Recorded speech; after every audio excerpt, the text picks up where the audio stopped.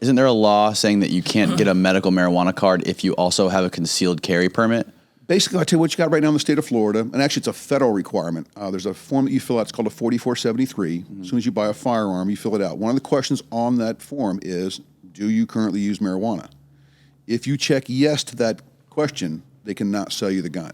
Really? Again, it's a federal law. It's still a Scheduled I drug. And until they change that law is not going to change a whole lot. Now, with that said, Nikki Fried, here's the new agriculture commissioner for the state of Florida, has and is going to allow in the state of Florida for you to carry your CCW, your carry concealed permit, and have an MMTC card, which means you're going to obviously be armed.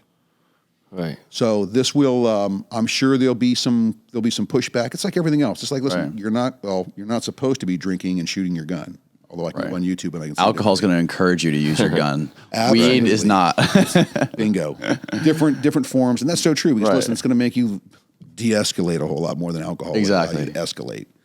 So looking at the process, looking at what's in place, she's going to push this now. We're working with her. We agree with this process. We think that if you carry a gun, hey, listen, even if you're a law enforcement official, and I know that this does not sit well with a lot of these guys, but again, they have a suicide problem or challenge that is developed within the industry itself. We just had a deputy who committed suicide in Pasco here with her service revolver. Her husband was a deputy, and she shot and killed herself. And listen, under any circumstances, that's not acceptable. Why would a young, she's only been a deputy for 5 years, had a great looking family.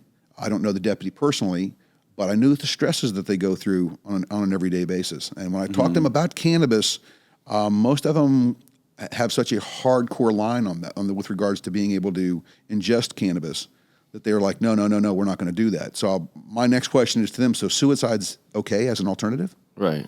So how do we curb that? Again, through education, making people understand. If you go to California right now, it's funny because it is legal there. So even when I'm standing with a group of people and one of the guys pulls a joint out, let's say at a convention, I immediately kind of stoop my shoulders down, like, hey, and I have to catch myself because we're so trained to do it this way. For the longest time out in California, we hardcore got into this originally through a former police officer who saw a need. Mm-hmm. The challenges are, obviously, this is a cash-based business. So what happens is when I drop off cannabis, we're picking up cash.